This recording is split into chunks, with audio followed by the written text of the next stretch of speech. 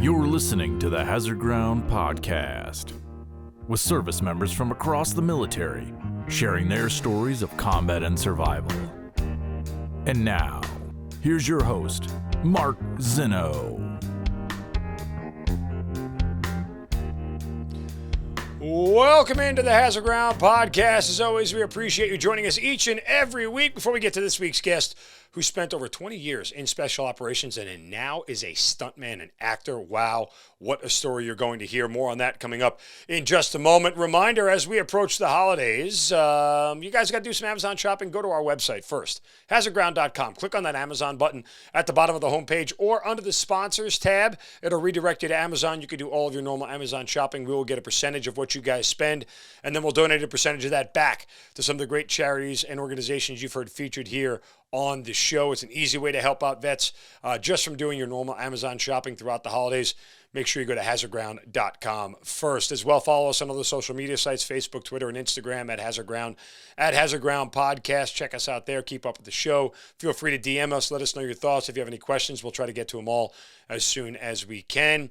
And, of course, don't forget to leave us Apple reviews. This will help grow the show. Give us a 5-star rating. Let us know what you love about the Hazard Ground. We'll try to take some of those and post them on social media as well. We appreciate all the love and support you guys have given the show as we continue to grow here on the Hazard Ground. All right, this week's guest is a retired Army Master Sergeant who spent all of his 20 years in the military in the special operations community, ultimately ending up with the Special Forces before he got out and spent 5 years as a contractor. He's got multiple deployments overseas, not only in the Army, but as a contractor as well. He is writing a book right now, or has written a book that isn't fully published yet. We'll get to the details of that. It's called Broken Toys. But he now has transitioned into a career in film as a stuntman, an actor, and writer. Just an incredible transition. He and I met at a film premiere here in the Atlanta area. He is Renford Ligon joining us here on the Hazard Ground Podcast. Ren, welcome, brother. Great to meet you. Great to be here. Hey, Mark, thanks a lot, man. Hey, it's great to be here. Love the opportunity. Well, it's interesting. You know, I'll say this much for the audience watching and listening. The moment I met you, man, it was just like a fireball. It was like right there. Like Ren was all in. The energy is palpable. The excitement is there. I know you were pumped to see the MVP movie premiere about merging vets and players, the veterans nonprofit group out there. But you know, you had all the energy. You brought it all, man, and I could tell that was kind of you from the very start of your military career and forward. Yeah, thanks a lot. It was a opportunity then to meet other veterans doing something in this space. Right. I definitely want to be a part of something like this, just because I know the transition is it's a lot harder for a lot of guys. It is. Yeah. You know, so 20 years in, starts, you know, way back in the early 90s it is, right? Yeah, 92 actually. When 92. When and why and how'd you end up in the military? I big football guy coming out of high school, playing football. I had the opportunity to go to college.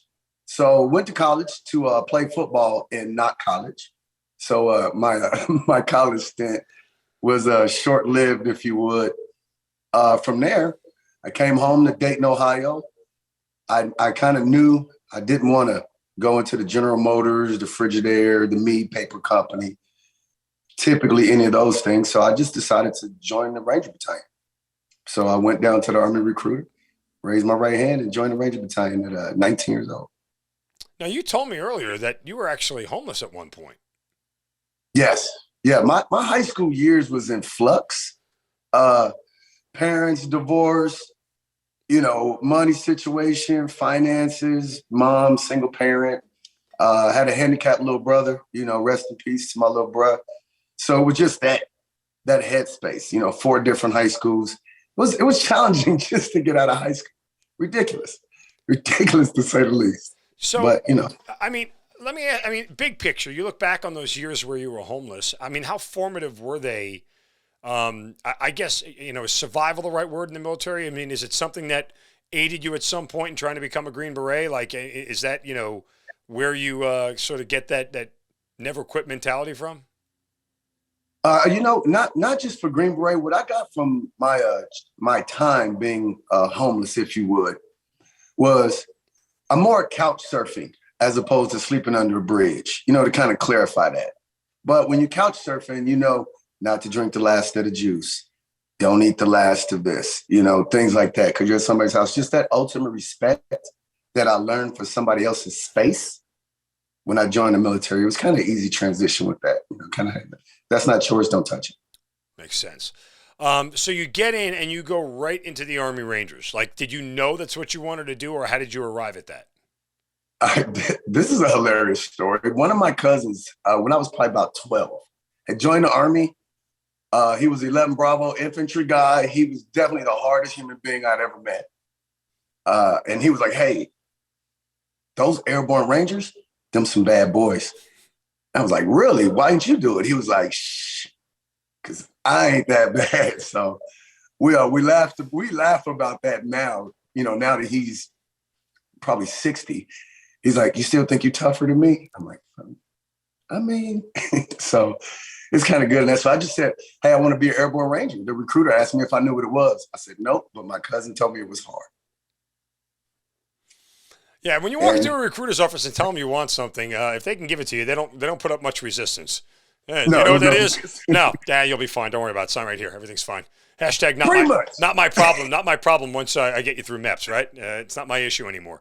I get credit once you ship, and that's all I care about. Welcome to recruiting. Anyway, so you head off and not knowing what it is. So was there a point early on at basic or anything where you said, whoa, what did I get myself into? You know what? Talking with the other recruits, because I had a Ranger contract. Mm-hmm. See, I didn't go infantry. When I first joined the Army, I came in the Army as a supply specialist. It was a shorter turnaround infantry, 11 months wait. My mom wasn't going to have me on the couch for 11 months. She was like, hey, do something better. So I left, became a logistics guy. As I'm going through basic and AIT, when I'm in AIT about to ship to airborne school, guys are like, hey, that guy got a Ranger contract. And everybody in my AIT class was looking at me like I was a maniac. They were like, you are nuts, man. So that kind of gave me you guys did some research on this. What is this actually? So, what sort of research? I can walk through the woods. What sort of research did you do? None. Oh, okay. Well, hey, listen. Sometimes ignorance is bliss, right? Yes. So you head off to airborne school. Jumping out of planes, all it was cracked up to be for you? The very first airplane I was ever in, I jumped out of it. With a parachute, I assume? Yes, please. Yeah, with a parachute, So Fort Benning, Georgia, my very first time on the airplane, and I was the number one guy in the door. Oh, really? Yes, it was, hey, buddy, this is one of them, get or get off the pot moments right now. Yeah. So, were you a boot in the middle of your back kind of guy, or you just ran right out? Ran right out. Okay. Ran right out. This is it. This is what I signed up for. I don't have commitment issues. I figured that, hey, man, if I do my part, everybody around me is going to do theirs. So let's go. There's a difference between commitment issues and, fear of going splat issues, which are two completely different sets of issues. All right. So you finish airborne school. Do you go right to Ranger school right after airborne? No. Okay. After airborne school, you go through, at the time it was called Ranger Indoctrination. Yeah, RIP, right. Okay. RIP. So I went to RIP, got the battalions as a unit supply specialist. Probably spent about 10 months before I went to Ranger school. So I had about 8 months in Ranger battalion before they sent me to Ranger school. Because, the order of merit list, a lot of infantry guys have already been there. They're looking for a class. I'm a supply dude. I'm not a priority. So. All right. So you went right to Ranger Regiment first, right? Obviously. Correct. Okay. Correct. We say I grew up in battalion. Makes sense. I was raised in battalion. It's a difference. The school is a school, scroll, way of life. The fact that you didn't know anything about like the military or anything that you were getting into, did people look at you funny because you weren't an infantryman inside the regiment? Yeah, you get that slight hazing, hey, at the end of the day, dude, you're a clerk, hey, you're not infantry, you're not like the rest of us. I get it.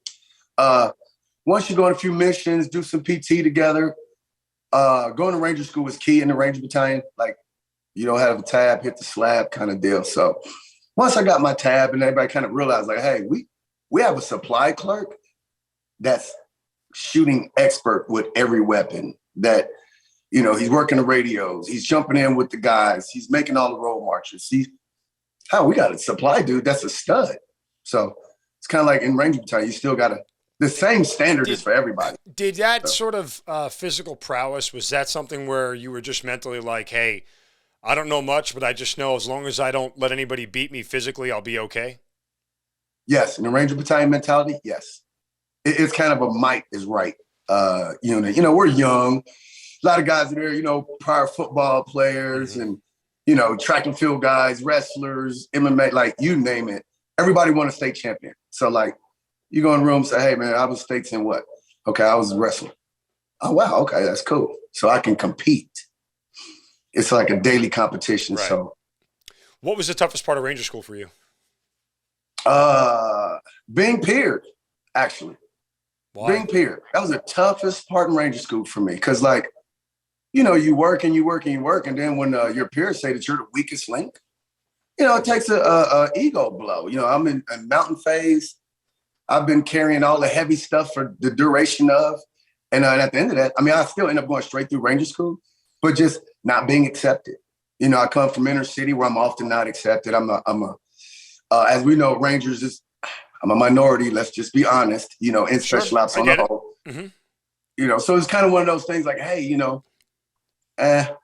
whatever. So that kind of stung a little bit, but it was what it was. I still got my tab, so it didn't matter. Did you ever figure out why you got peered? Some things like to research and ask around the guys like, hey, man, what did I do wrong? It's a moot point. We're here. We're in survival mode. After mountain phase and Ranger School, you just want to survive. You just want this to be over. Yeah. So heading down to Florida, linked up with another bunch of guys. And what's funny is the platoon that I was peered to couldn't believe that I got peered. Right. And for the civilians listening, just to provide some context, in Ranger School you get a peer evaluation, meaning everybody else in your squad will sort of write and evaluate your performance, and if they all feel negatively about your performance, you can actually get peered and put out of Ranger School altogether. They could send you home. For you, as you just got sent to another platoon or another squad to go finish the rest of Ranger School. So when you got to your new squad, your new platoon, was anything different? Did it feel different? Did you work harder? Were you mentally in a different spot? The new platoon was very acceptance and actually when they kind of realized that I was very knowledgeable, because the last platoon I was with was full of bad boys, 101st guys, 82nd, things of that nature. So I was always in stride with the infantry guys. So when I got there to that platoon, I already knew how to be a platoon sergeant. I knew a lot of the requirements there. And then I still, physically, I was still pretty good to go in Ranger School. Just, in my mental space, I shrugged my shoulders at a lot of stuff. I can't change that. But no, those guys were accepting. We had a great time. And we all got our tab. Getting your tab, one of the biggest days of your life, or sort of no big deal, just another day? Yes and no. Biggest days of my life during that time in the Ranger Battalion, because I knew once I got back, it was kind of like Leonidas just went out and now he came back with the lion skin, the wolf skin, like, hey, I got my tab, hey, I'm a supply clerk with a Ranger tab. See, now the infantry guys can't. Like, hey, man, if you're infantry with no Ranger tab, so it's kind of one of those, one of those things. So I felt great. Yes. Yeah, it was. It was a huge accomplishment. Yeah. In retrospect, I'm just sort of curious. That mentality of if you don't have a tab, you're this, or if you don't have wings, you're that, or whatever.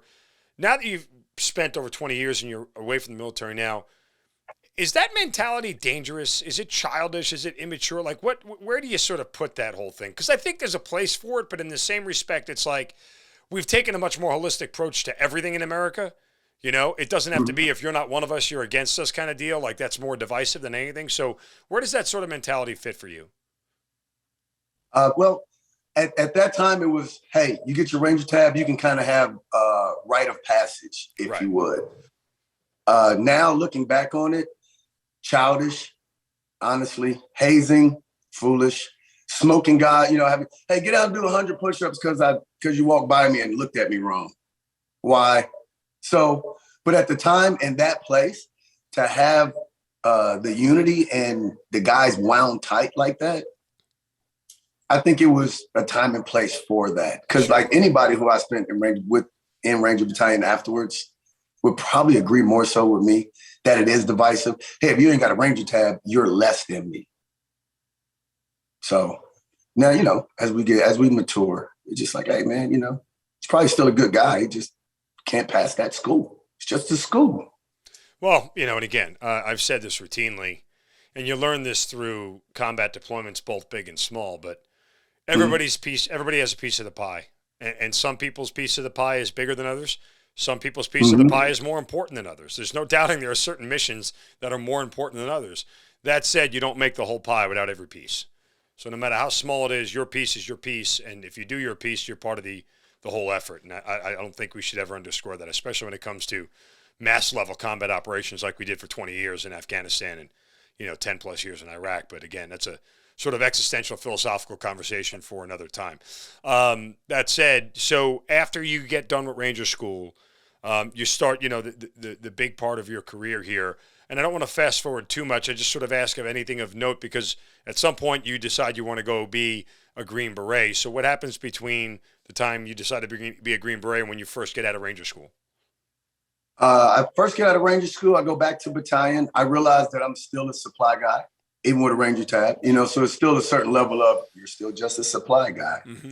And now I'm in my early 20s. I'm maturing out of that mindset.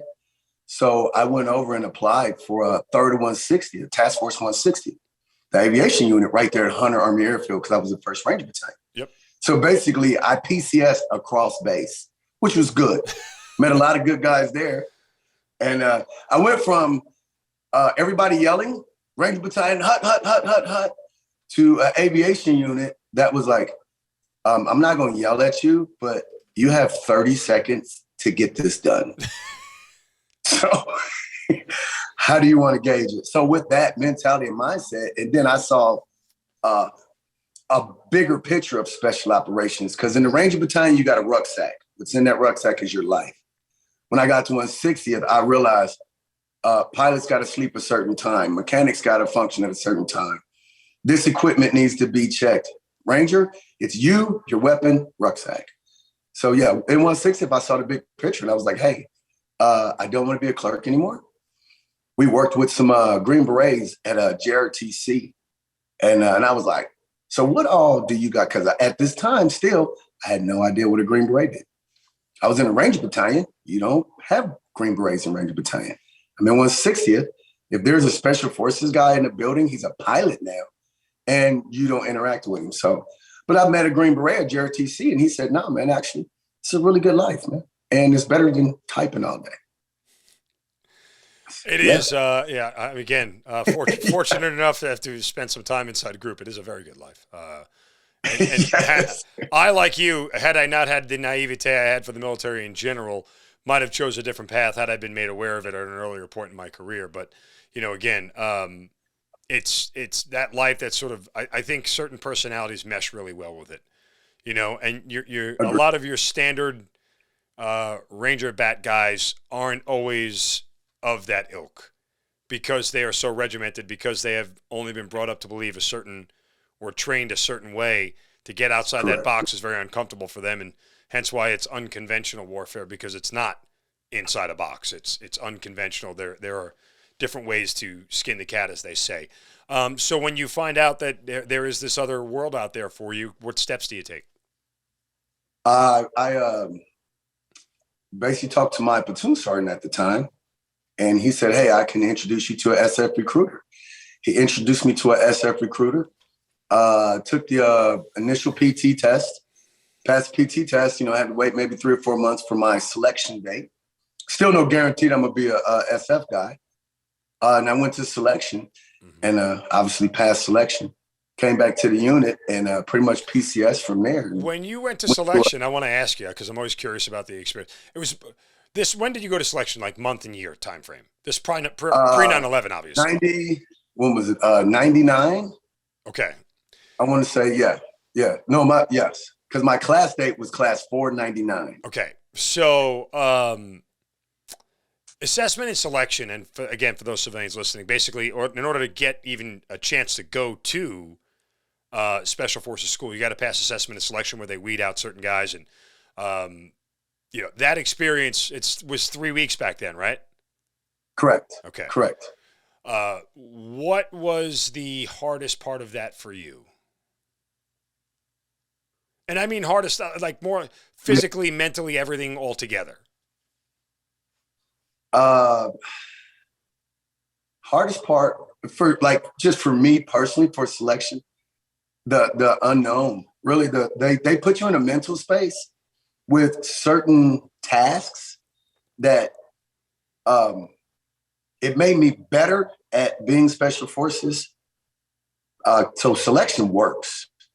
But the hardest thing was, you make friends, like the first week with some guys, you from all over the Army, hey, John, Steve, Mark, Joe, Ren, we're all in the same squad.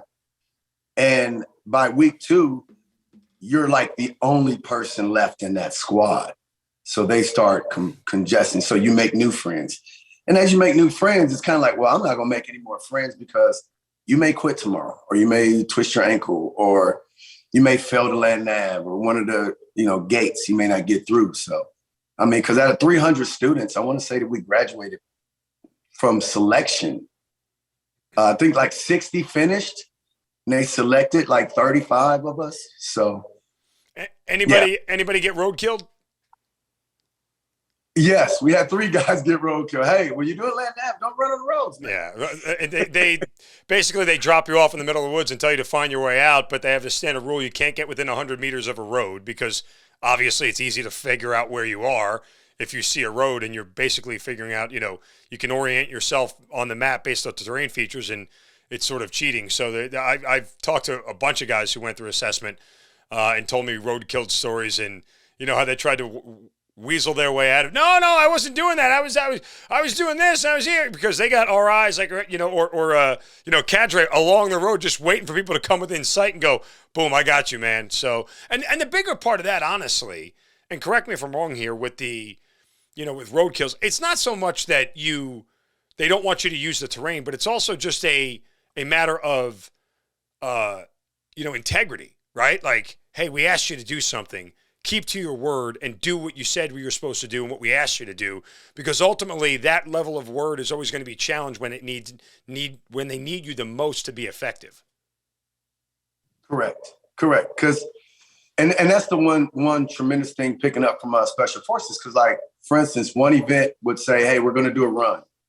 We're going to do a run for an undetermined amount of time for an undetermined amount of distance. Do you have any questions? But don't veer off the path. Like, don't look for a shortcut. Because shortcuts get people killed. Mm-hmm. Just there. I can just lay that flat. That's the end of that statement. Shortcuts get you killed.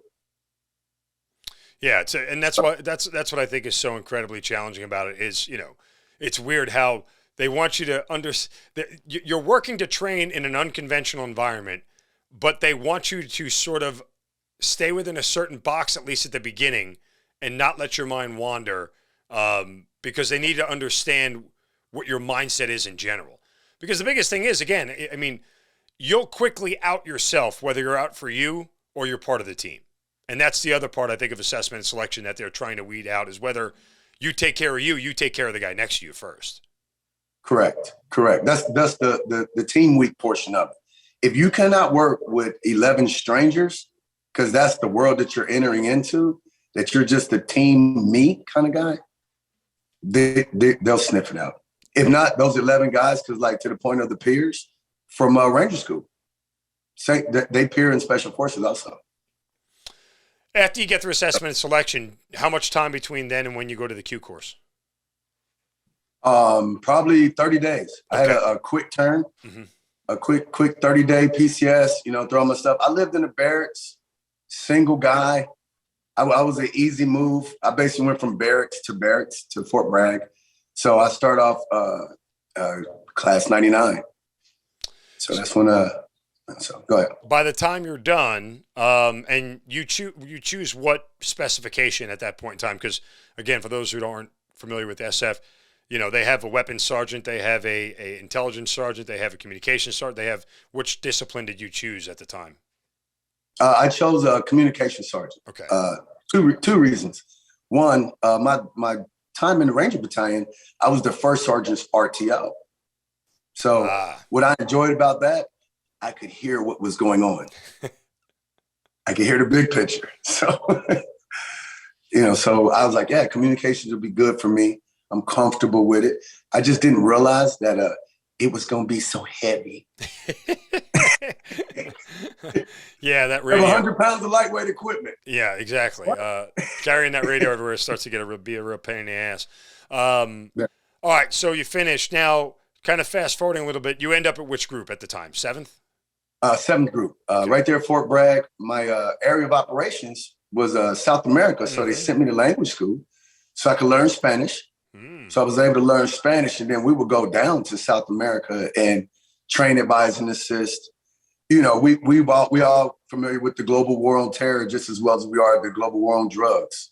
So being a member of 7th group, that's, you train, advise, and assist their local agencies or, soldiers that's out, fighting that war front line, so yeah.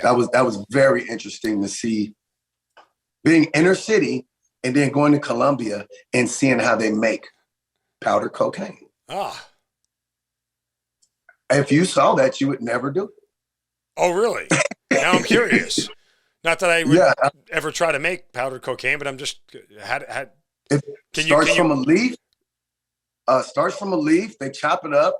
They pour diesel fuel, like gasoline, dissolve it down. It's this black, muddy paste kind of thing that come out on the backside of that. Then they'll dry it out via microwave or whatever they have to process it. Basically get all the moisture out of it. Then they start adding all kind of other stuff to it to, dyes and stuff like that. Because actual cocaine is black. Those are dyes and different things that they introduce to that. To make it that white powder? Yep. To bring the final product. Well. Yep. And the cocaine that comes out of Colombia initially is so potent. If you were to snort that, you would die. So by the time it goes from real, 100% pure cocaine, if you would, to street value, it's probably, I don't know, and I may be exaggerating a bit, but probably about 1/10 of the actual product that was produced. Wow. That's how lucrative it is. If I make something for $100 and I could sell it after I split it 5 or 6 times or 10 times, that 100 just made me 1,000. Yeah, so, well, I mean, listen, thank you for the lesson that I went into the wrong career in life. That's. I know, right? We should have been outlaws. If only if only they had taught me about Colombian drug lords when I was in grammar school, I might have had a different future. Anyway, I digress. So that experience aside, where are you on 9/11 when everything goes down? 9/11, I was actually a cadre. We have this thing called red cycle tasking, right? Which is like consider not assistant principal, but a substitute teacher. So we do substitute teaching out in Fort Bragg for new students, new classes. 9/11 happened, and I was in the woods at Camp McCall with the class, the 9/11 class, obviously. And funny thing is, I went back to the field after we had talked to the cadre hut about what had happened. And I told the guys out there, I said, I got good news and I got bad news. They said, hey, start with the good news first. I said, I'm pretty sure if you don't, commit fratricide or beat up your buddy out here, you're going to pass. They said, what's the bad news? I said, y'all probably going to go straight to war.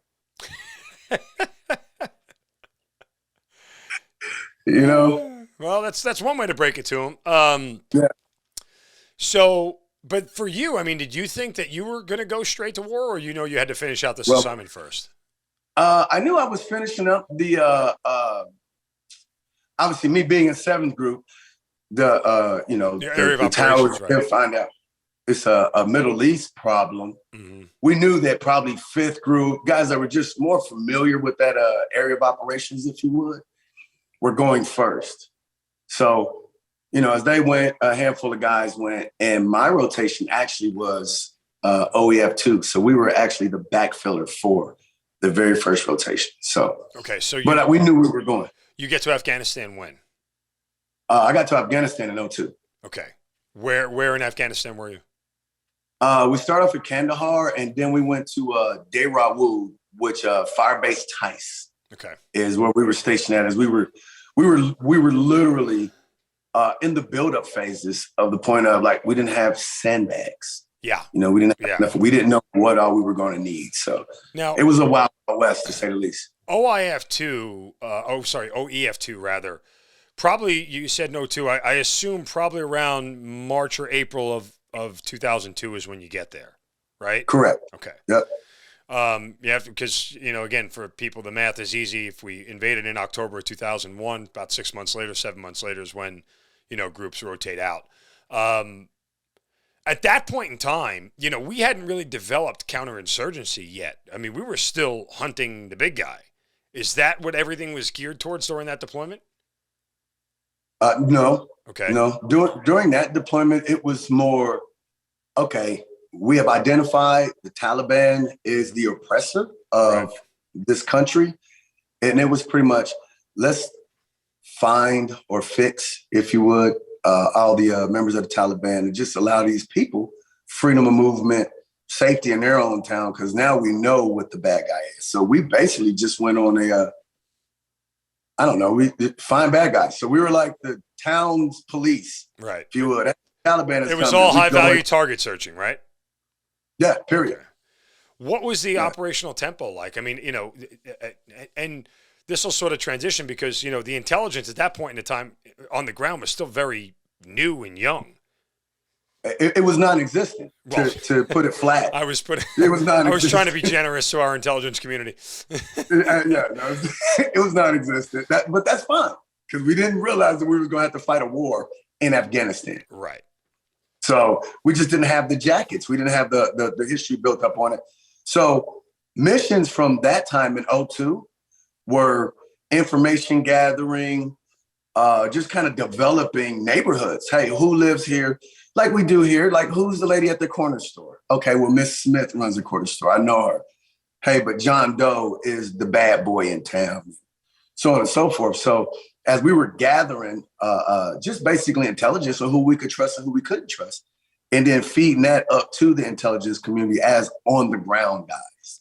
So, because we weren't intelligence, but we're observers. You could at least come in and kind of understand what it is. So that was like our missions then would be 9 days, 10 days. We'd leave the fire base and come back 2 weeks later, living off the land, driving around in these Humvees. Now that's non-existent. Yeah. How much direct action were you involved in, or that wasn't really the goal?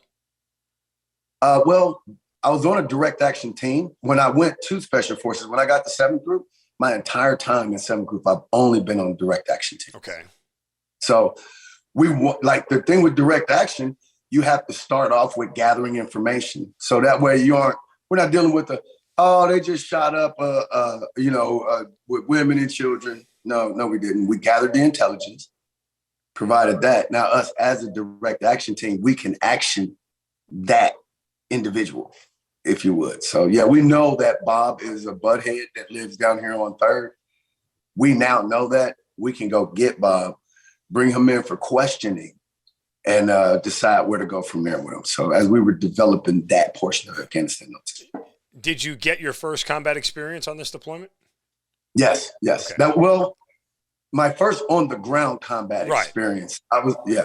Yes. Well, and the only reason I ask again, it's just kind of one of those things where, you go back to that kid who didn't really know what he was getting himself into, and just, they said it was cool.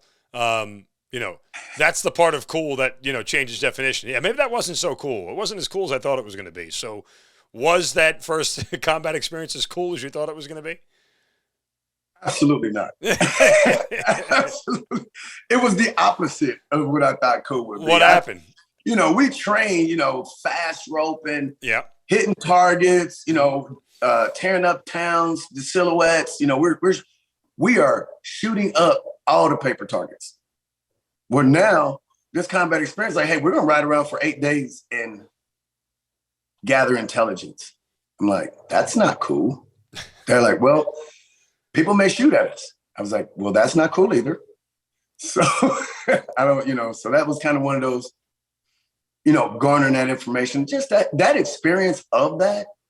Whenever you go to combat with a guy or girl, you get it or you don't. Some guys will go one time and they're like, this never again. I don't want to be a Green Beret anymore. This is too far. I saw some of my friends get killed, even on my very first deployment. Guys injured still, missing limbs, things of that nature. That's kind of like what they don't brief you for that a guy you graduate the Q course with is going to be the first, like, one-legged jump master in the Army. Wow. And it's like, wow, a guy named Mike Fairfax. Hilarious. Good dude. So, just things like that. They didn't prepare you for that. Were you there when Mike lost his leg? No, he was actually on the rotation prior to me. Okay, gotcha. So, IEDs, people put bombs in the ground over there. So that was something that was challenging as well. It's like, hey, I'm looking for a bad guy, but I just hit a improvised explosive device that someone buried under the dirt and things like that. It's just like, because back then we weren't as good at mine detecting as we were. Last time mine detecting happened, it was Vietnam. Mm-hmm. Equipment, strategies, all that had to basically be reset and refit, because now we're in a terrain not wooded. We're not, hey, the Viet Cong says don't walk on the trail. Well, we're driving on a road. What did they say about that? Right. So that was a new development of just battlefield focus and kind of where we pushed to that. So, I mean, how much did the idea of casualties change you personally throughout that first deployment? Well, luckily, knock on wood, my detachment did not suffer any casualties. Right. But as it was going on, I was able to see how it affected other guys that was on the team with the casualty. It's like, Mark, me and you on missions, and, John went through the course with us, and John's no longer here with us. Like, but you were on the ODA with him. That's going to affect you different than it is me. Because I'm going to be like, hey, Mark, how you doing? You're like, man, that was jacked up. Sometimes some guys go out for blood at that moment, like that fight or flight that we hear about. Some guys go to blood. Some guys go home. Yeah. I mean, I've seen it, Right? Everyone's a tough guy till the first bullet whizzes by their ear, and all of a sudden real gets real, and, it changes the game, and again, I don't ever look down on anybody for that. The human condition is the human condition, and not everybody's cut from the same cloth in general. Like, it's like you talked about before. There are some guys who are meant to be Green Berets and everything else, and the elite of the elite, and some folks aren't. That doesn't mean they're bad people, or even they're bad soldiers for that matter. They're just different. And I never had the pleasure of going or the opportunity to do what you did, but at least I can put my head on the pillow knowing that, my fight or flight led towards fight instead of flight, and that's enough for me. Like, I don't, I'm not, trying to compare myself to anybody else. I don't think we should ever get in that game, period, because the mission sets are completely different. I didn't have to kick down doors. I just had to survive, and there's a little bit of a different mentality.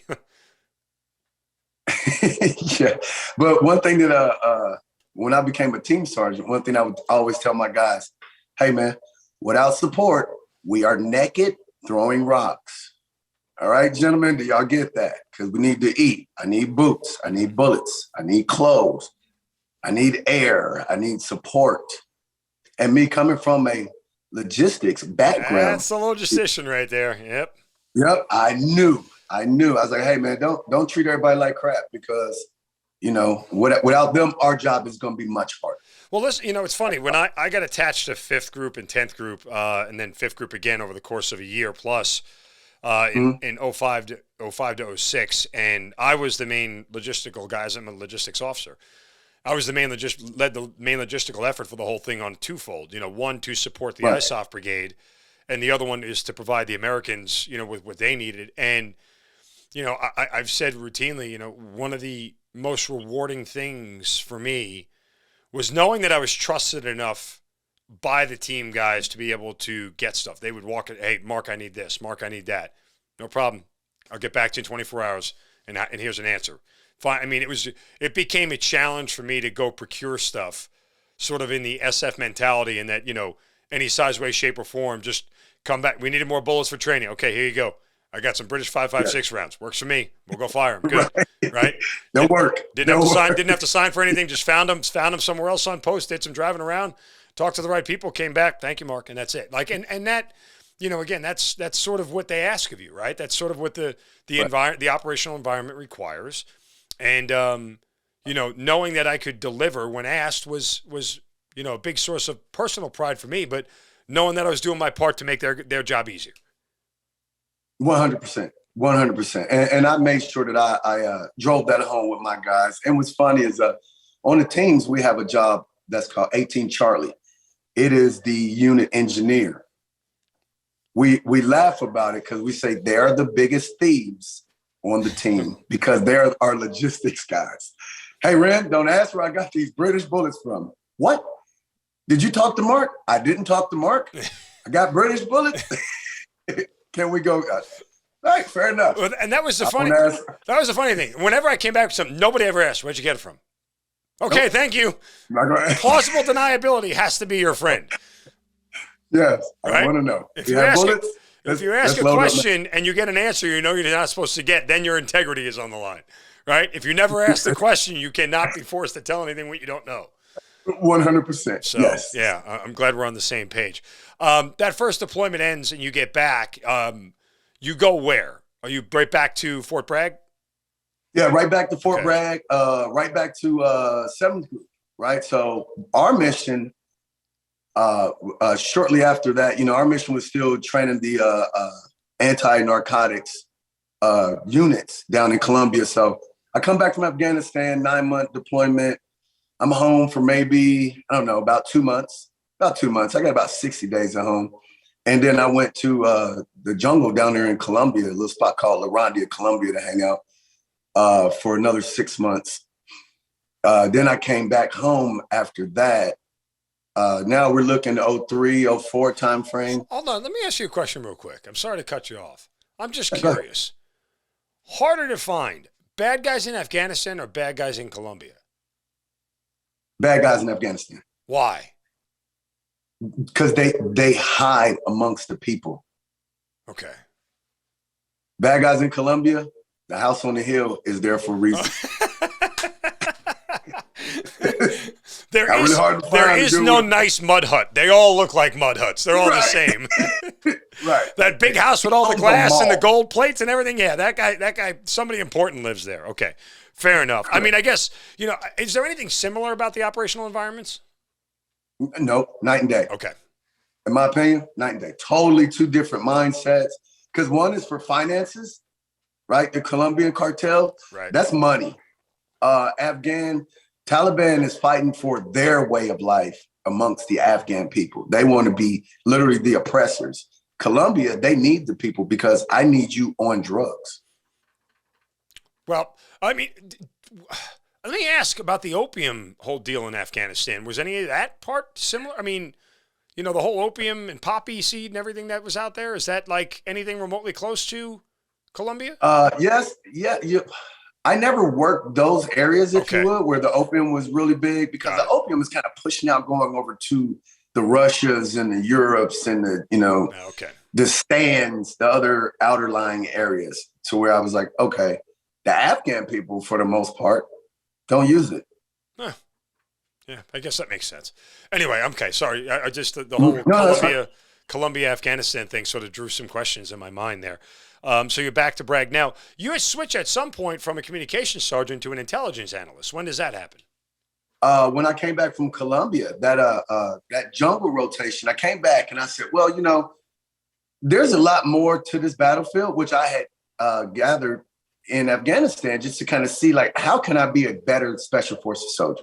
Because it's great that I can work a radio and I can kick a door in, but the true strength of an ODA is their planning.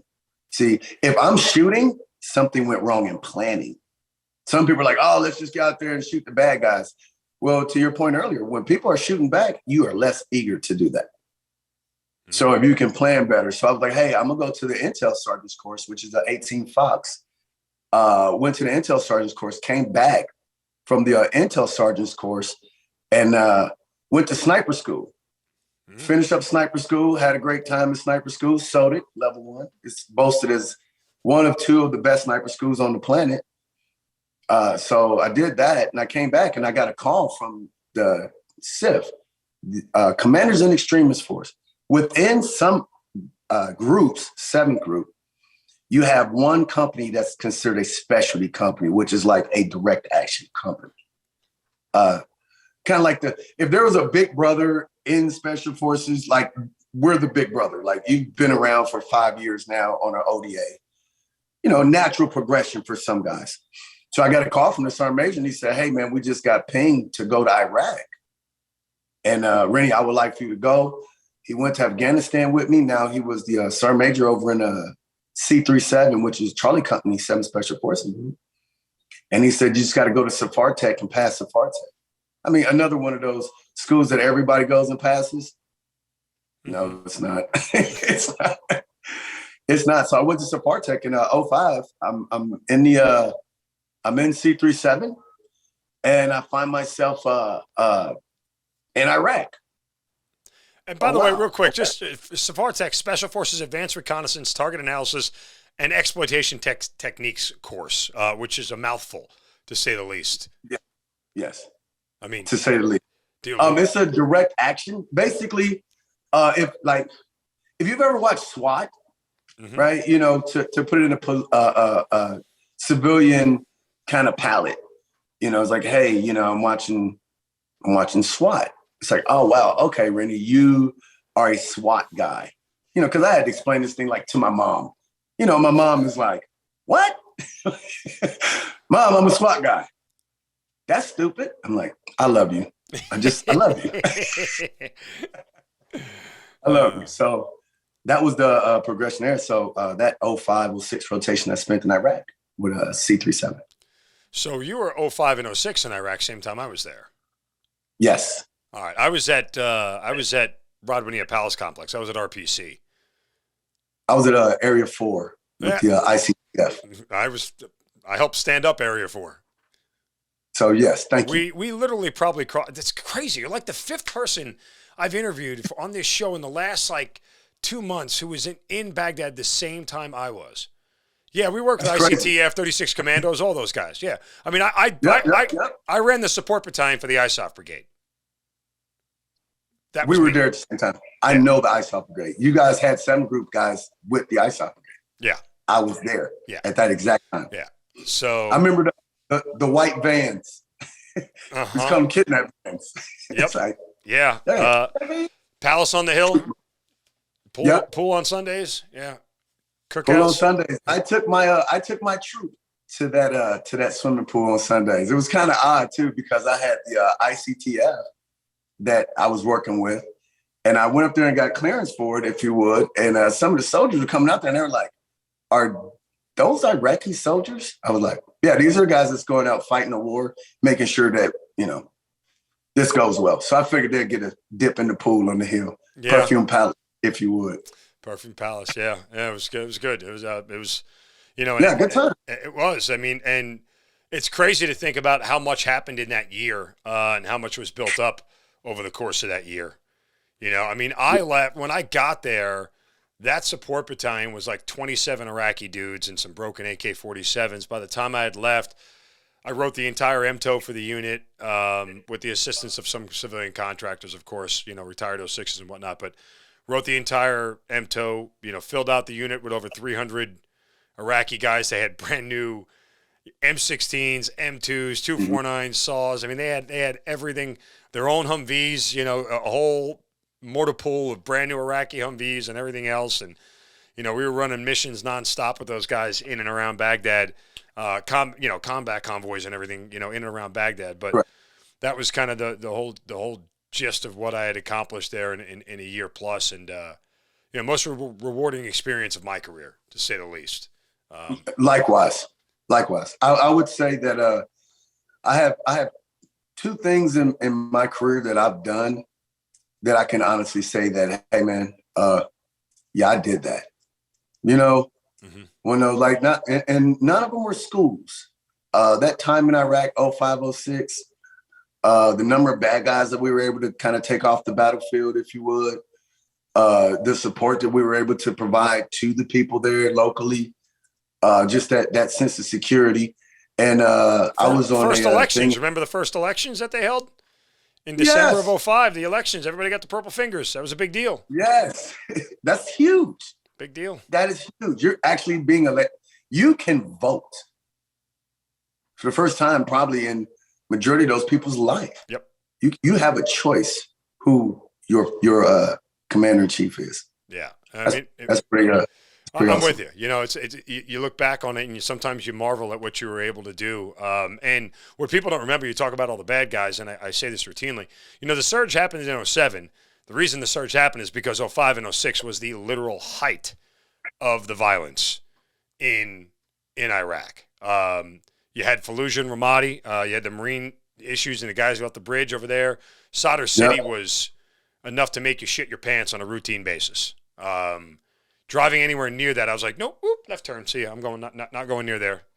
Make a wrong turn in Sadr City, you might not ever get out. Number of IEDs and everything else was just at an all-time high. Roads were listed as black nonstop. And I was somebody who was on the streets, 4 or 5 days a week, just getting shit from point A to point B, picking up shit from point A to point B. And I joked that I said I saw more combat than 75% of the infantry because while they were guarding gates in prisons, I was running around the streets of Baghdad when I had hair, when my hair was on fire and driving all over the place. I might have logged 5,000-6,000 miles on the streets of Baghdad over the course of that year, which was something I never, ever in my wildest dreams thought I would ever do, right? Especially as a log guy. What guys don't realize is that, as we say, pucker factor. When you have to get out there on a route that's black, that means that this route, there is a bomb on the road. Street. Yep. We just don't know where. I'm like, huh. Well, and what I found in my experience, at least, was, depending on how long I needed to be on the road, taking the safer, more circuitous route was sometimes more dangerous than not. Like, if it's the one thing I learned in the SF community, speed is your best friend. And I didn't want to sacrifice speed and initiative for anything. As long as I'm on the offensive and I'm moving as fast as I physically can, then I am going to have a decided advantage over everybody else. And I can't tell you how many times I was on a convoy and I got behind some regular infantry convoy traveling at 7 miles an hour along the road, and I'm literally honking on the horn, having them just lay on the horn, tell them to move over because we are going around them. And how many people I got into verbal fights with, and it ended up with, shouting match back and forth between me and whatever other rank was. And I'm like, dude, get the fuck out of the way. We are leaving. I am not staying out here. My folks are not equipped to stay out here. You guys maybe. We're not. So, it was that's the one thing I took away, that and every tactic that, and the SF had their own set of, I remember this little flip book. I forget what the title of it was, but it was their own set of tactics of how to operate on the roads that was completely different from the conventional army. Correct. Yeah, we moved, like we would do missions primarily at night, first off. Yeah.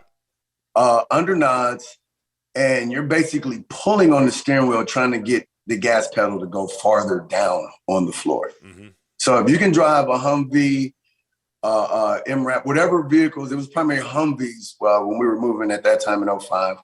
We had trucks like War Pigs and a couple like LMTVs 5 tons. But if that vehicle goes 70 miles an hour, if you go down to 68, I'm gonna cuss you out. And I don't care if we're the same team. No, speed is our security, because we'll drive through an IED, and by the time it's initiated, it's 4 vehicles behind our convoy. Yep. With us working all the other things that we have in place to, help us move. So I always appreciated what you guys told me was the porcupine effect. Because you had everything out, guns out, pointed out, and the concept is simple for those who aren't military listening. Porcupine, when a porcupine also has all their shrills out, you don't go anywhere near it to touch it. There were conventional forces driving around with gunners in the turret with their head blocked down below, the turret, because, so many IEDs were on the road that gunners were getting hurt and injured with shrapnel. So their tactic was, well, stay down low and hide and drive at 4 miles an hour.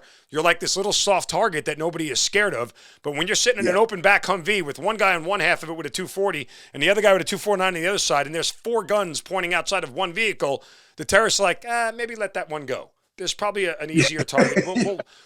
Those dudes look like they're here to fight, and that's not what our goal is. Our goal is just to hit a button and kill people. So if we miss, those dudes are coming after us. The dude with his head popped down inside the turret, we'll go get that guy. And that always made sense to me. I never fought it. It made sense to me. You know, if you're going to run into the lion's den, go and hooting and hollering. Don't tiptoe in that damn thing. Going and yelling. I'm yelling, fighting, kicking, the chair, the whips. All of it. It's lines there, man. We need all of that. Sorry for reminiscing. It was just that we were there together. And it's always. Hey, look, I enjoy that too, man. A lot of people you don't get to talk to about that because being in the acting space and civilian, people don't understand what it is to drive down the road and you know that it might blow up and you have to go anyway. Yeah. And I did 90% of my missions in the middle of the damn day. You know, even crazy. Well, even crazy. It was, the problem is that they couldn't dedicate the resources for us to go at night because your guys were doing raids and everything else. You were doing direct action. You were doing targeting and all the other stuff. So it was, hey, Mark, you need to figure this out. Okay, well, the other part of it was, I'm going to go at the literal hottest part of the fucking day because guess what? You know what terrorists are? Lazy. And when it gets hot, they go inside. So, I know it sucks being 137 degrees, but we're fucking going because chances are most of the stuff they already planted this morning is blown up and they aren't planting any more until later on tonight when the sun goes down. So, it was that kind of stuff. Yeah. Intel. Sometimes intel is common sense. And that was, but it was great. I mean, listen, I was very fortunate. And after a couple of, weeks after taking over, I think they saw my competency and that I was willing to, accomplish the mission in any size, way, shape, or form. And I was given a lot of the grace and a lot of the latitude to operate on my own by, the company commander and everything. And I'll never forget I always mention him. Dwayne Cox was the sergeant major in 5th Group. And that man broke everybody's balls relentlessly, particularly mine. He chewed up regular Army captains like they were fucking gum and spit us out. He had no problem laying into me on a routine basis. So I always remember him. And I have nothing but respect for him. I mean, he made me better. Challenged me every day, made me better, never allowed anything to slip, was constantly in my ass. And I'm like, I know I outrank you, but I'll better listen to what you say. He's got a lot more wealth of knowledge and experience, and I learned a lot from him. So I'll never forget the look on his face the first time I came back from a firefight. He just had this look on his face, oh, look at you. You got your little bit of that there. You're no longer a virgin. Congratulations. Yeah, there you go. Welcome to the world. Exactly. That's what it was. Is it to say? But the look also said, shit, you actually made it out alive, because I would have never bet that was the case. I would have thought we would have brought you back home in a box at this point in time. So, yeah, I mean, that's, that's sort of sometimes lucky is better to be lucky than good. Well, there's definitely a lot of that. But that was sort of my indoctrination into, that was my baptism by fire in the SF community, to say the least. But, yeah, good times, to say the least. So back to you. I'm sorry. I was just in the feels for a moment. That deployment itself, how much different was it from your first deployment in Afghanistan? In Afghanistan, our gunfights were at distance. Mm-hmm. We weren't doing a lot of just straight direct action, things like that in Afghanistan. So when the bad guy can see you 300 yards out, they're going to start shooting because they have AKs. In Iraq, being that we were in a city, we're literally fighting urban. So urban, it's two completely different. Can you imagine sitting in your townhouse and somebody just blew the door off the hinges next door at the townhouse next door? Yeah. Mm-hmm. That's a whole different, Iraq is a whole different animal. Afghanistan is one little mud hut sitting out in the middle of the woods, middle of the desert with some crops around it. You're more concerned about the crops because they start putting IEDs in the crops. So, but yeah, it's totally different. And then the Iraqi fighters, yeah, shout out to those guys, man. If you want to get into you want to get into a gunfight with a guy that's, about that life. Yeah, Iraqi soldiers, I respected those guys a lot more than I did the Afghans. You mean the guys on our side, not the enemy? Both. Both, yes. I mean, listen. Both. I respected the enemy in Iraq more so than I did Afghanistan, because when you hide in the people, again, Afghanistan, they hide with the people. The guys in Iraq was like, hey, man, I got a gun too. So, and to your point earlier, talking about Sadr City, I think during that rotation, we probably went into Sadr City on a high value target, maybe 3-4 times in that rotation. And you can imagine how they all ended. They started and ended the exact same way. Gunfire. Yep. I mean, that was without I want to choose my words carefully here. If you could take the word ghetto and put it in Baghdad, it'd be Sadr City. I mean, it was nothing but fact. It was nothing that's where it was as whatever as your hardcore ghetto, right? Bad, whether it's like, oh man, whether it's Compton, Detroit, Baltimore City, I mean, put them all in one, wherever, and drop them right there, and that is and was Sadr City. Worst parts of America, violent wise, and that was that. That was like Sadr City was like almost like, for anybody who's familiar with New York, it was like from downtown to almost like Times Square size wise. You had a lot of blocks and a lot of city street there and a lot of buildings. And it was just, those are the between that and going to Fallujah after everything had happened, that when you talk about the pucker factor, those are my biggest pucker factors. It was going to Sadr City and going to Fallujah, because I knew that it was a level of violence that was different than the streets of regular Baghdad. It was different than Route Tampa or Route Irish, right? Like it was that was violent, that was bad, and it was violent, but that was a whole nother level that, you really had to have your head screwed on right to be able to handle. Different level of here's a feather, a shameless plug. We went to I was a assault force team leader at the time. I was not the team sergeant, I wasn't the boss. And we went to Sadr City. Things went sideways as usual. And my memory serves me correct. I think from that rotation, I think I'm the only guy that got a Bronze Star with V. V. So we were talking about that, and they was like, and one of my buddies said, how do you get a V device? I said, imagine the most dumbest shit you would ever do tactically. And he was like, okay. I said, now double down on that. Now double down on that. I won't talk about what I did or what all transpired. But I said, yeah, man, what can you imagine that you would never do? I did that, and then I doubled down on it. Did you guys take any casualties on that deployment? Nope, knock on wood. Wow. It was insane. So I think we did over 100 missions in 5 months. It's like 130, 140. It was some insane number. We were rolling every day, like to your point earlier, that op tempo. And that was the height of the fighting. Mm-hmm. It was the most violent time in Iraq, period. We're doing the election. The president just, he's been arrested. This is the whole country is in disarray due to the fact of we're used to being told what to do every day. Now we get to do what we want to do. And now it was like, who is going to be the next mob boss kind of feel to it. If we were in Colombia, when they killed Pablo Escobar, 12 drug dealers came up. Pablo was the only one. I think the same thing kind of in Iraq was that kind of vibe, because he was a tyrant.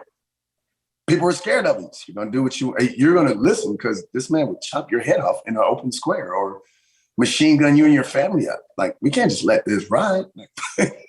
Like, hey, man, not for nothing. What was What was the biggest difference in the intelligence in Iraq and Afghanistan? And now that you're an intelligence analyst, how do you view it differently? Speed of information. Mm-hmm. Like you said, back to your point, think about trailer park ghetto, things like that. Everybody talks. So the information we would get in Iraq, it's more snitches, more people looking to gather information, more people actually just coming to your firebase saying, hey, we got a bad guy downtown. As opposed to Afghanistan, the distance of information, because you get one hut. Let's say we got a city and it's 10 huts, and they call that a whole city. Like it's probably 10 families. As opposed to Iraq, you're in Manhattan gathering information. Yeah. Lots of peeps hanging around. Lots and lots Lots of peeps. Lots of people, you know, from guys with addictions to, you know, people that's trying to, you know, hey, I want to be American. I want to help you guys. I want to, you know, hey, I think what you guys are doing is right. To some dudes, I was just like, hey, if I tell you where the bad guys are, would you pay me? You know, I'm like, what? Well, the answer was yes. Yes. If we can figure out what you're telling us is the truth, then you'll get paid. Yes. That was the answer. And you'll get paid. Yes. If I can keep American soldiers from getting blown up on the highway, I'll pay you so I can go get the bad guy that's doing that. Yeah. I'll pay you. I will. I'd do it today. Like, hey, man, how much? Man? Yes. It works. Good information. But now the crazy part is after that deployment, and you end up getting out in 2012, but you managed to survive from 06 to 12 without actually another combat deployment. Isn't that odd? Especially in the SF community? Yeah, the fact that I was in the SIF, the Commanders in the Extreme Force, kind of a little bit about it, is like you're in 7th group, but when the rotation started and they're going through each battalion, and each battalion is doing 9 months. You're going for 9 months. You come back, somebody else going for 9 months. Hey, Renford, I'm number 7 on the rotation. Okay, so realistically, during that time, we still had other pressing issues right. in your area of operations, right? You couldn't abandon that mission for the other, right? That's the other. Hey, man, we're just going to war over and over and over and over. And it was like, well, that's more of a 5th group area of operations. We have 3rd group that's rocking over there. We have several teams in 7th group. We got 1st group. We got 10th. So when the whole Special Force community went to war, just the rotations didn't roll in like that. Sure. And then that's understandable. Yeah. And for me, well, from 06 to 10, I was still in group, made Master Sergeant, was a team sergeant. But I actually finished out my career as a Special Forces guy. But I went over to a spot called DTRA, Defense Threat Reduction Agency, up at Fort Belvoir. And remember when I said, like, in the Ranger Battalion, I had blinders on, you know, hey, I had my rucksack. Went Special Forces, saw a much larger picture. Mm-hmm. I went to DTRA, and I felt like an ant in an ant farm of how much I'm actually affecting things. Because, you know, as the rank got higher, the picture got bigger, if you would. Because now I'm looking at, okay, Defense Threat Reduction Agency, what is this about? Hey, man, we got dudes with dirty bombs. Okay, wait a minute. These ain't IEDs. We're talking nuclear materials, bro. This is not me looking for a pressure cooker on the side of the road. Like, this is something that could move governments, countries, you know, things like that. I mean, so being a part of that, it was, you know, like when they have things like, hey, they're having I'm going to say, and excuse me for this, but what's called the Arab Spring or Summer Uprising over in Cairo. Yep. Right. Well, me as a intel guy, but now as a master sergeant, my visuals of looking at Cairo is I'm looking at where would I put a dirty bomb at, not where would I put an IED. Sure. I mean, we're talking major mass cal events, right? Like that's exactly. You know. Yeah, I'm looking at that now. Like this is different. This is, you know, again. I mean, let's in very rough terms. This isn't the Boston Marathon bombing. This is, you know, if COVID was a biological weapon, right? Where a million people were killed, right? Like, and again, forgive the COVID thing. Don't twist it to what it is. I'm just talking about in scale and in size of what it's capable of. So, you know, that's kind of it's a whole different world that you're thinking in. Your aperture opens up in a completely different way. Yeah, because I'm looking at the TV and I'm saying if one bomb went off there, 100,000 people would be dead instantly. Another 100,000 post-blast effects, radiation. Mm-hmm. How bad is this going to be if we're in Cairo, where they are, and someone does this? It's a nightmare thing. So the aperture got much bigger on what my requirements were while I was there. So let me ask you. I mean, I'm retired out of there. A lot of guys, you know, in group, particularly the minute you get them away from direct action, especially since that was your baby your entire career. They go nuts. Like, this sucks. This is terrible. I need to be in direct action the whole time. I mean, you seem like you were okay with it. Yeah, I was. I've been on the ODA the whole time. A lot of guys will do 2 or 3 years on the ODA and then they'll go to like SWIC and be a cadre or go be a recruiter or, they just kind of move around. Me, whole time direct action. And when I went up to basically working up in Northern Virginia, Fort Belvoir area, I saw the government as opposed to just seeing my ODA. What does that sour your taste, doesn't it? Yeah. It's like someone putting salt in the sugar jar.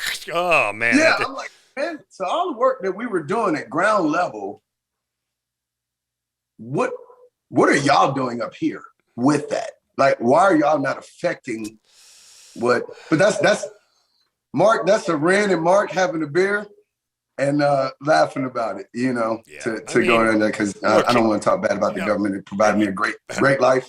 You're not the first person to have that sentiment. You're not the last person who will have that sentiment. Yeah. You're not talking to somebody who doesn't share that same sentiment when you learn about it.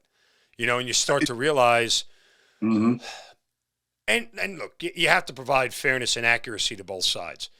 There's difference between operational and tactical goals and strategic goals, right? Like you have to understand. Right. And being on the O side of the house, that's what you learn repeatedly throughout ILE and everything else as you move up. You start to transition from a operational tactical guy at the company level to a strategic and different level when you get to the field grade level. So that changes the game for you a little bit. But the job of the leaders, and I say this routinely, the job of the leadership and the people in the right positions is to close that gap and give the purpose operationally and strategically of what operationally and tactically to what it feeds into strategically. And you get to this sense where, well, we just lost a dude on this operation tactically. How is that helping? That doesn't help anything strategically. You're not going to justify why my buddy is gone and what went on a bad decision because strategically we needed this area of land or whatever it may be. That doesn't make anybody feel any better, and it certainly causes a lot of angst. But it's the leadership's job to bridge that gap and provide purpose as to what you're doing in the grand scheme of things. Yeah. And like throughout my career, as I progressed in my career up to 2012, and then from there I went contracting because like my 2 years at Ditra, my last 2 when I retiring out, I like to say I saw the wizard.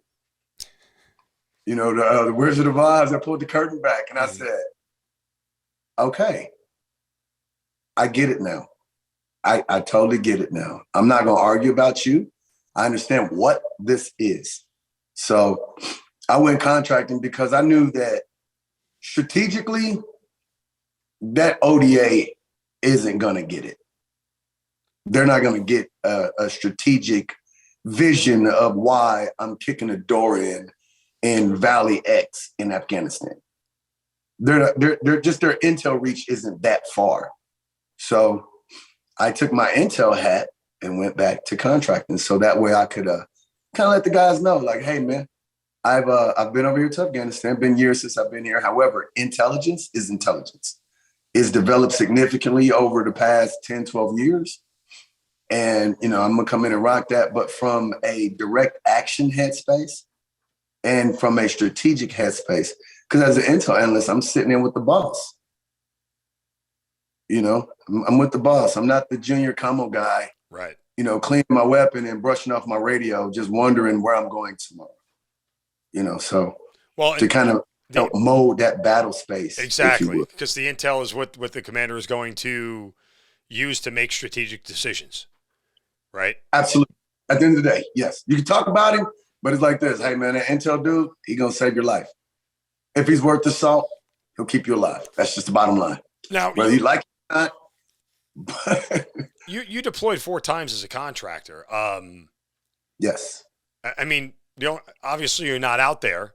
doing it. Was there a part of you that was itching to go on a mission or be? I mean, maybe you did get to go on there, but you obviously you're not the guy, with the breach at the door and the weapon following through. Correct. Yes. Yeah. Well, so one great thing about being on the teams, it's like, hey man, when you kind of age out, at this time now, I'm in Afghanistan. I'm 41. I still got the go. I'm in the gym every day, still to this day. I'm getting after it. But I knew that adding a civilian to a detachment is a bad idea. But if I could provide that 18 Fox on that ODA, hey guy, check this out, man. I understand that you have a certain directive, but I'm gonna leak in a little information from the old man. I'm gonna put some stuff together to kind of so you can visualize from your helicopter ride to actually where you're going. Because these guys were just planning, I'm gonna hit this building or at this grid and kill all the bad guys. Okay, we need you not to kill none of the bad guys because we need them for questioning. 2, do you know how you're getting there? 3, what if something happens on the way? You didn't think about that. No, because you just want your weapon, you want to kick a door in. So me being a retired master sergeant from the CIF, with a little bit of street cred, if you would, that, the guys are like, okay, hey, Ren, he kind of know what he's talking about. So it was good to have that, still be there kind of rubbing elbows with the team guys when they go out.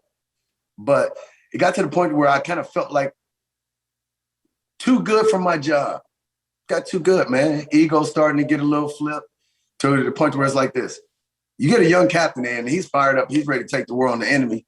And you still got your legs, and you're trying to explain to him that you should, kind of slow down, come off the gas a little bit to just ensure the safety of your detachment.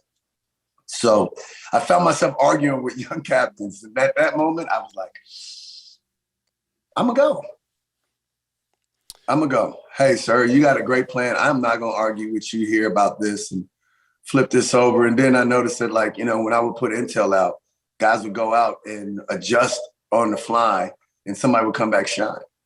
And I would just ask simple questions like, so did you guys go route 1 or 2?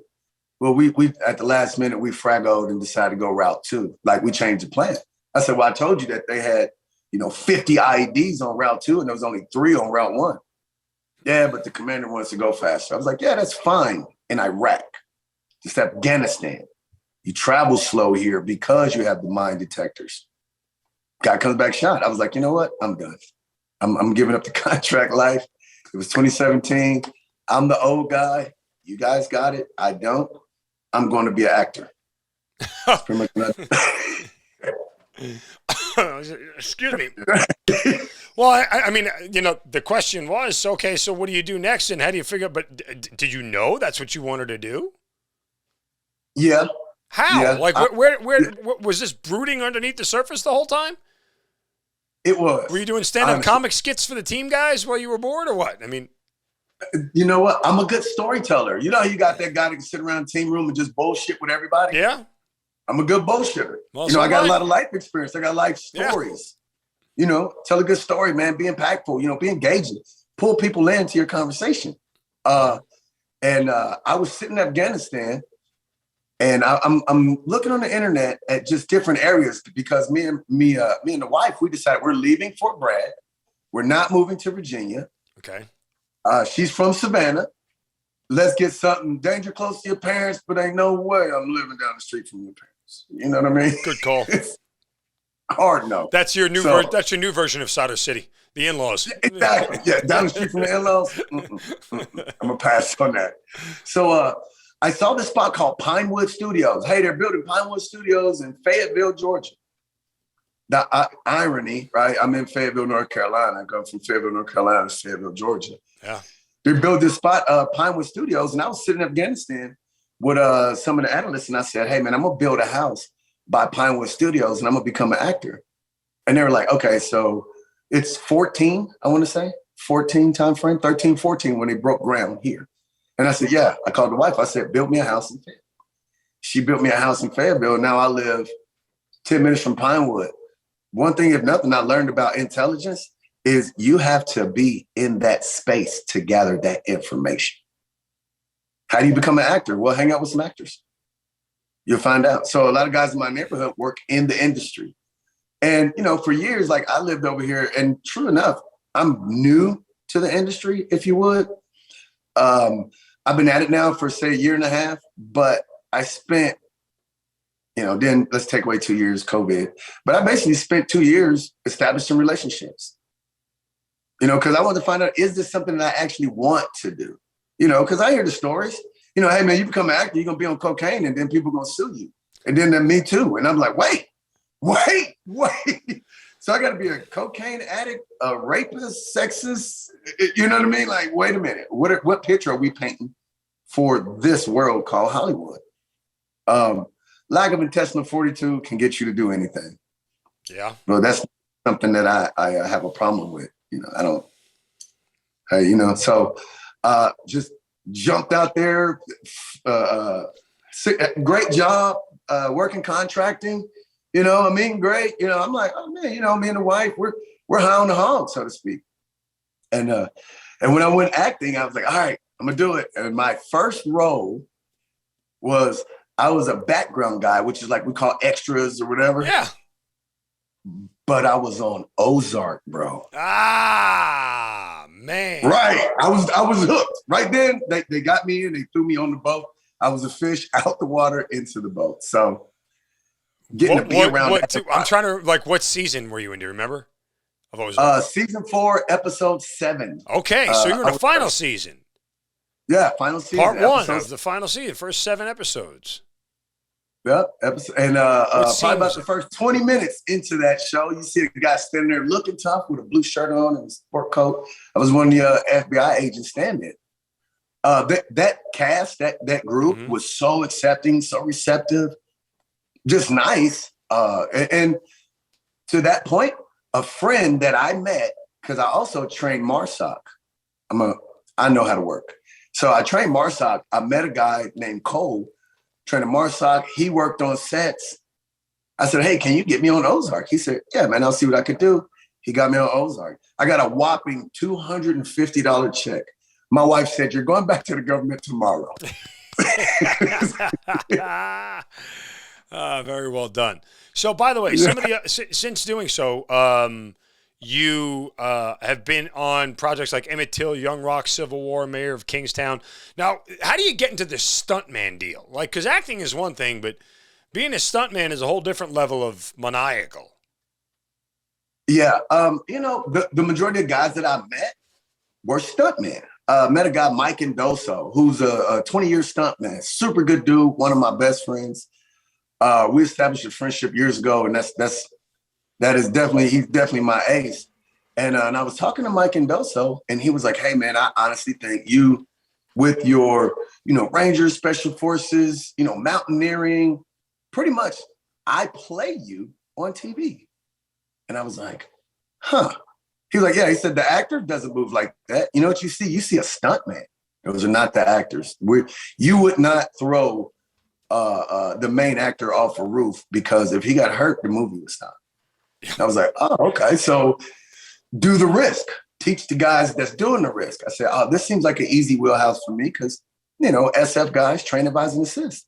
I'm an instructor. I take instruction well as well. So stuntman was kind of like a natural kind of feed in. It was like, hey, man, can you swim? It's funny. It's like until I was a precision driver. A precision driver is like a background dude, right? But you drive the cars on movie sets. A lot of people don't never see the guy that's driving. So I met the coordinator, met the supervisor, and he was like, hey, I got a question, kid. We're doing a movie, Till. Obviously, I'm working on the movie. And we're doing a scene where we're going to have kids in the water. I need an African-American lifeguard. Can you swim? And I said, absolutely. He said, this is easy. He pulled me out the car from precision driving and basically knighted me as a stuntman on the spot. Wow. Yeah. And for that in itself, his name is Lex Getting. For that in itself, man, he took a shot on me. Boom. Lex put my career path on to stunts. So he gave my first opportunity. Like, what do you need to do? If one of these kids drown, I'm going to kill you, man. I'm like, fair enough. I will not let one of these children drown. Fair enough. So, yeah, that was my first. Was that worth more than a whopping $250? Significantly. Okay, all right, just checking. Because you came back to life again with that one. Yeah, you better get back to work. Stunt contracts pay. Good. Yes, good for you. Yeah. So what's for you, like, in the acting space or the stuntman space? What's your future? What do you want to do? I like action movies, as we all do, but actually I really like comedy better. Just I love laughing. You know, remember sitting around with the guys just watching all different the more slapstick, you know, just like this is the Dumb and Dumber of, you know, of America, if you were watching those type of actors and then seeing the transition of actors going from stunts to comedy, you know, that I see as a lot more challenging. So I love comedy. Like, as far as acting goes, I'm so new, and that's such a broad field, you know, because it's about, you know, what do you look like? Who do you know? In stunts, it's more or less like, I can kind of throw you in on something and set you on fire. So we don't have to see, per se, what you look like. Yeah. So I'll work a lot more in stunts. So it's like, hey, if you want to work every month, go stunts. You want to be an actor, you're going to audition 200-300 times, and you might work once a year. Yeah, so, you know what I mean?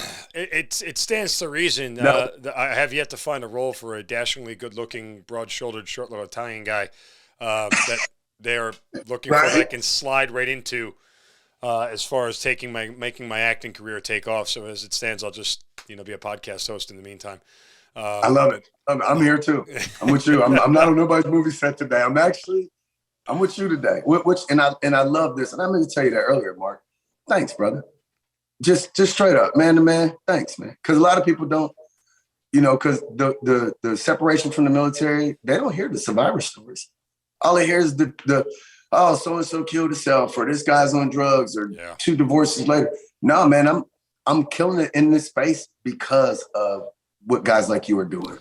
You know, so it's about telling stories, right? Thank you. I genuinely appreciate that. Very humbled, but you know, it's like you said, it's just about telling good stories, right? And that's what this whole, podcast has been about. We're coming up on 6 years of doing this and 300 episodes, and you know, it's pretty special when you think about it in general that, you know, we've been able to create this huge following, and we've just shared some of the stories of America's greatest people and America's greatest heroes, and you know, for that I'm thankful, and we've been able to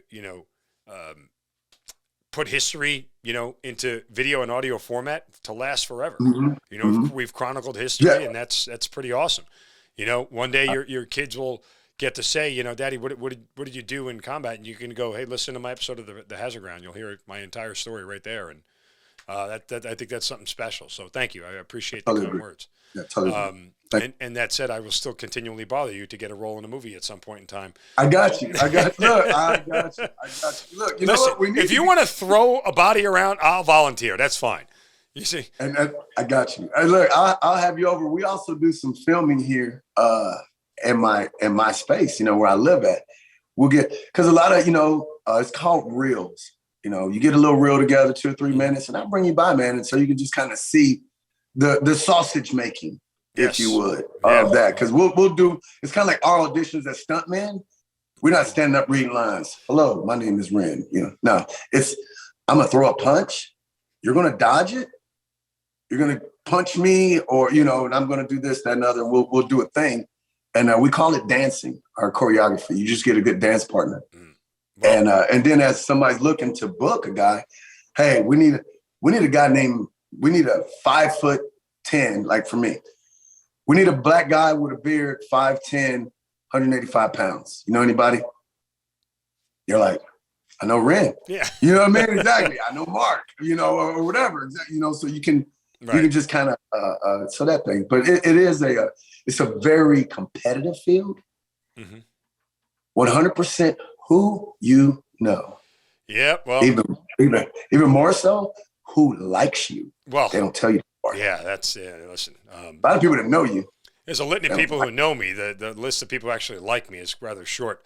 Yeah. That said, you said two things that I'm not really familiar with: dancing and showing you your sausage. So I'm just, that's not really my game. But I'll come over and check out your operation. So there you go. Anyway, Look forward to it. Finally, here, real quick, the memoir, the book, Broken Toys. Where are you with it? I mean, I know that it's still a process it's being done here. When are we getting it published? Like, one, what's it about? Why'd you want to write it? And where is it right now? I linked up with a guy named Nick Childs. Nick Childs is actually a Pulitzer Prize winning writer. He's written several books. He actually is a professor at UGA in journalism. Wow. He heard my story from a mutual friend. Hey, the kid from Dayton, grew up, inner city, didn't have much going for himself, other than family, his mom, his handicapped little brother, joined the military, learned Kung Fu. Now he's pushing to be an actor. All right. Nick was like, okay, homeless to actor. I've heard that story. What's the difference? And I told him, I said, I'm a Green Beret now. And he was like, okay, I've never met one of those on this planet. And he was intrigued. And I was like, yeah, no, man. And we sat down and started talking. And he was like, you know what? If you could kind of describe what your separation from the military was to your transition, I said, it's like a broken toy, man. They use you up. They use you up. They shoot you. They put you in that meat grinder and they turn it on and you perform or you get on. Well, you could perform up until a certain point, but like a football player, if you ain't making the plays no more, I'm just going to throw you away like a broken toy. And he was like, wow, that's interesting. And we sat down, linked up with a young lady named Laura Love. She, she started with Idea Architects. Now she's moved on to her own independent thing. And she's like, we don't want to just Amazon your book. We want to get you published because this story is bigger than just an Army dude that got out and, he was an actor. Because like now, if you ask me, every actor slept in their car, right? Is that the story that we hear? Every actor slept in their car. Yep. I slept in my car for 3 years and now okay, that's good. I never slept in the car. So I'm not gonna compare how bad we sucked. How about this? My friends would kill your friends. And I talk to my friends and I try to keep them from being killers. Broken toys. These men are walking around the world with no support system. So like behind me, I have what's called the wall of one. So I entreat guys to come by and pin up something on the wall so we can have something to brag about. Like, yeah, I was at Ren's Whiskey Room and I put something up on the wall of one. So it's like several random different things, but I want to give them a piece of ownership, some of that you matter. Hey man, come by, somebody that chewed some of the same dirt. I mean, because Mark, let's be honest, I got a brother start with a V. That comes with PTSD, if nothing. Yep. Right? Yeah. Nothing else. They don't put a medal on your chest for that PTSD part, but it certainly comes alongside of it. Exactly, for that. And a lot of guys, in our community. And they left it out of the write-up on the 638 that, when they wrote that down. But, Yeah, he was nice. But when I got out and got my DD-214, I remember one of the commanders that was retiring. And he said, wow, kid, you had a 2-page DD-214? You've done a lot of things. I was like, yeah, I've done some stuff. But when I separated from the military, I went home and I started drinking because I was used to having a beer in the team room with the guys, right? Get finished working, clean the guns, have a beer. It's the broken toy. I start calling the guys. We were just together and they're too busy to have a beer, to talk with me. They got work to do. Now I'm separated from the military, retirement, honorable discharge. The best alcoholic you ever want to hang out with. I promise you. I was the best guy. Ren, what you doing? Drinking. Bro, it's 2:00 in the afternoon, man. And you're sideways drunk. Like, what's up? Depression. Wasn't on the teams no more. My phone wasn't ringing. Guys didn't need me. And I was like, man, they kind of just threw me out like a broken toy. So that's one of the things that, now our mental health is being brought to the forefront because, I mean, just like our Vietnam era guys, yeah, to present day guys, you know, and luckily now, I would like to think that we're doing better by it, you know, for the guys that are getting out this, you know, sped up or things like that, you know, because, you know, I hate this term. It is what it is. Hey, man, if you have ever killed somebody, you should talk to somebody. If your friend has been killed, you should talk to somebody. If you ever went somewhere where you felt like you may get killed, you should talk to somebody. And hopefully with the book, where is it at? I don't know. Hopefully I'll get it out sooner than later because, you know, 5 years from now, we won't care about the war no more. That won't. Yeah, I mean, that's sad to say because, you know, last time I checked, it's been over 10 years since I've been shot at, and my shit ain't gone away. Right. Last time, was 2017, last time I've been shot at. And I was like, I'm going to go home. Yeah, and coming back home, you know, from being, and I'm a contractor. Right. And I'm a contractor, and I'm still in duress because rockets don't have names or faces or nothing. Indirect fire is indirect fire. Mortars don't care where they land. Mortars don't care. They don't care. So with that, yeah. So the book, more of a memoir, kind of sharing my story a little bit more. This podcast also gives me another platform to kind of reference with Nick and Laura to say, hey, this is going to happen. And then where are we at in today's society? Like right now, today, you cannot tell me that we are not a wounded nation. Broken toys. We are a wounded nation. Yeah. I mean, that's just what I see from my foxhole. No. You know, I have no idea where to start. But I know if we can identify, hey, our child crisis, why do we have so many unadopted children in America? I don't know. Why is it so hard for the adoption process, the interviews and things like that? I would love to go to a single parent home that wanted me as opposed to growing up in the system. I love the title. I genuinely do. Where are you now with alcohol and everything else? Oh, now Sunday football, beer guy. That's it. You know, and that was more or less just getting out of the military, didn't have anything to do. So my binge days, to kind of put it in perspective, it was probably 6 months of just getting as drunk as damn possible, being a complete a-hole to the wife and everything. The wife had to talk with me. She was like, all right, enough. Like, okay, I've never known you to get drunk 2 days in a row, let alone 5. And we've been married. So what's up, killer? You know, hey, Rambo, come on back to the campfire, man. So like now, you know, I'm more of a social guy. You know, yeah, no, we'll have a beer or something like that, but nothing of that level of I'm waking up and drinking. No, that's good. I have something to do. I have a purpose. These broken toys have no purpose. Right. And that's, you know, that's the hard part is finding that purpose, right? I mean, that gets kind of, it's for people who have spent 20 years always with a mission, always with a direction, always with one more fight in them, so to speak. You take all that away and, you know, you, as a broken toy, it's not even nobody wants to play with you. It's that you're not even on a shelf anymore. Like no one's even looking at you. You're just kind of out by yourself. You're forgotten about, and that's more than anything that's tough to deal with. So man, I'm amazed by all your success. The transition from military to movies can't be easy. It's not one that many people ever take. You know, a lot of us who put on a uniform for all these years just hope to go get a cushy job making 6 figures and, you know, not being yelled at 7 hours a day and not having to get up for PT at 5 a.m. in the morning. So the non-traditional folks of us who work a little bit of a different life, it's, you know, it's I think in certain cases the transition's a little bit easier, but it's a little bit harder because you're alone, right? Like you're still in a world where there's not many other military people around you. And that's always, you know, it's always tough. It is. Even in the acting world now, I told the person that I was a Green Beret and they said, is that like a Navy SEAL? Yeah, I said, sure. Yeah.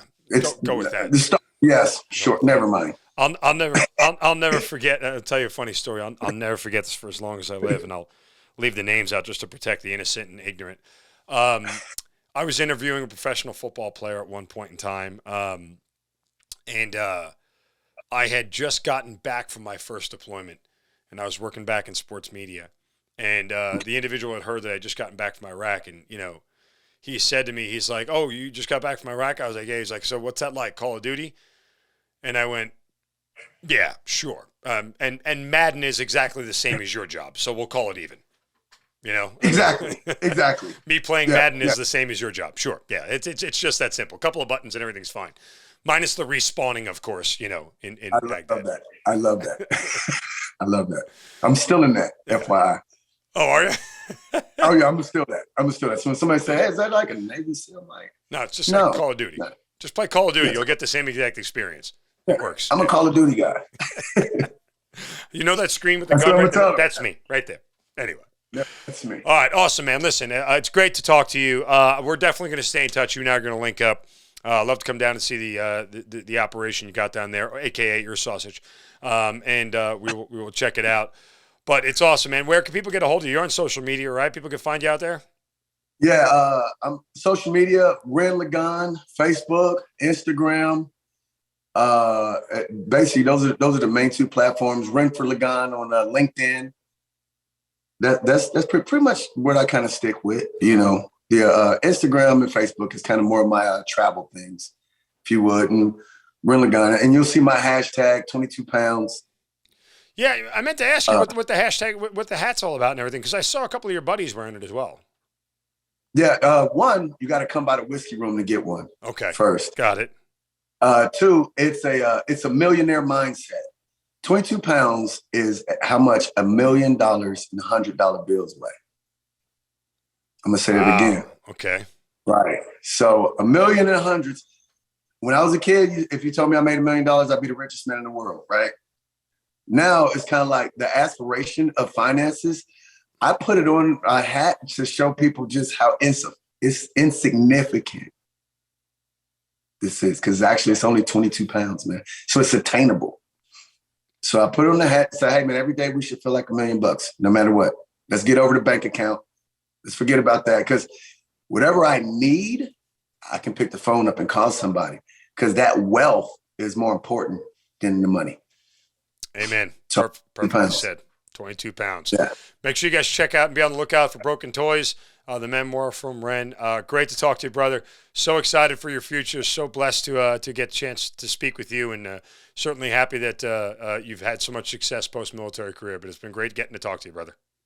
Thanks a lot, brother. You take care. We'll definitely get you down here for the sausage. You got it. Ren Ligon, thanks for being part of the Hazard Ground. All right, Mark. Thanks a lot. You've been listening to the Hazard Ground podcast, hosted by Mark Zinno. If you have an interesting story to tell and you'd like to be on the show, send us an email at producer@hazardground.com. And if you like the show, don't forget to subscribe, rate, and review on Apple Podcasts.